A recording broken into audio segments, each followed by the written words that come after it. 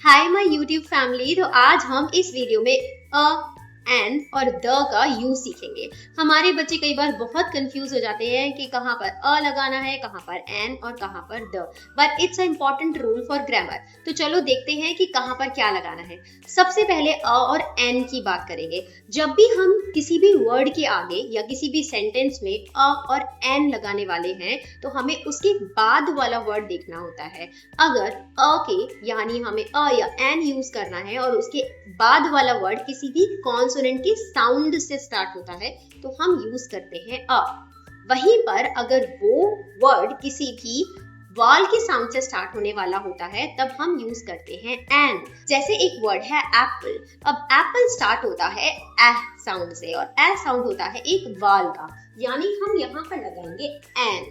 वहीं पर अगर हम वर्ड देखें बैर, बैर स्टार्ट होता है ब से, ब होता है कॉन्सोनेंट का साउंड, यानी हमें यहाँ पे लगाना है अ। अब अ और एन ये तो हमें क्लियर है, बट व्हाट इफ अगर हमने बात किया यूनिफॉर्म। अब यहाँ पर ये जो यू है ये एक वाल है, बट इसका साउंड है यू, यानी जो य की आवाज है, वाई की आवाज, वो वाली आवाज यहाँ पर आती है। यानी वाई एक कॉन्सोनेंट है तो हम यहाँ पर यूज करेंगे अ, नॉट एन, क्योंकि जो साउंड आ रही है वो एक वाल की साउंड नहीं, वो एक कॉन्सोनेंट की साउंड है। और जब कॉन्सोनेंट की साउंड आती है तो हम लगाते हैं अ, और वाल की साउंड आती है तब हम लगाते हैं एन। जैसे कि एक वर्ड है ऑनेस्ट।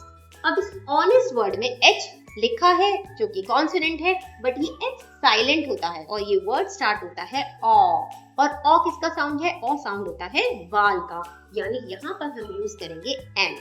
अब हमें अ और एन तो क्लियर हो गया, अब द कहाँ पर यूज करना है? Let's see this. द हम यूज करते हैं जब हम किसी भी स्पेसिफिक चीज की बात करते हैं, ठीक है, या फिर किसी भी नेमिंग वर्ड की। जैसे अगर हम किसी की बात करें द गंगा, द यमुना, तो यहाँ पर हम एक स्पेसिफिक रिवर की बात कर रहे हैं, तो हम यहाँ पर अ या फिर एन नहीं यूज करेंगे, यहाँ पर हम यूज करेंगे द। वहीं पर अगर हम नॉर्मली रिवर बोल रहे हैं then we can use a river, but whenever we are talking about a specific river then we'll use the river। तो हमें ये चेक करना है क्या हम किसी स्पेसिफिक चीज के बारे में बात कर रहे हैं या फिर किसी नेमिंग वर्ड के बारे में बात कर रहे हैं, तब हम यूज करेंगे द, एल्स हम यूज करेंगे अ और an. Now let's see this. Now let's see when to use an and when to use the. सबसे पहले जो ये द है हम इसे बोलेंगे यहाँ पर दी। अगर टीएचई के बाद जो वर्ड लिखा हुआ है अगर उसका फर्स्ट लेटर एक वाल का साउंड कर रहा है तो हम बोलते हैं उसे the. But here we are using an and here we are using the umbrella. Now let's check why.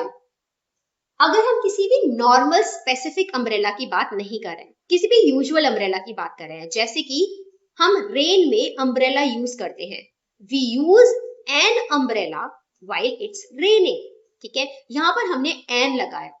The girl was under an umbrella, okay? The girl was under an umbrella। हम यहाँ पर n use कर रहे हैं। अब हम उस specific umbrella की बात करते हैं जिस अम्ब्रेला के अंदर वो लड़की खड़ी थी, and the umbrella was with red stripes। यानी अब हम उस स्पेसिफिक अम्ब्रेला की बात कर रहे हैं जिस अम्ब्रेला के अंदर वो लड़की खड़ी थी। Okay? Let's suppose we talk about an elephant। Now we say this, I saw an elephant, यानी मैंने हाथी को जंगल में देखा। I saw an elephant in the forest। Now, when I speak the same about the same elephant, जब हम उसी specific elephant के बारे में बात करेंगे तब हम n नहीं लगा के हम लगाएंगे the।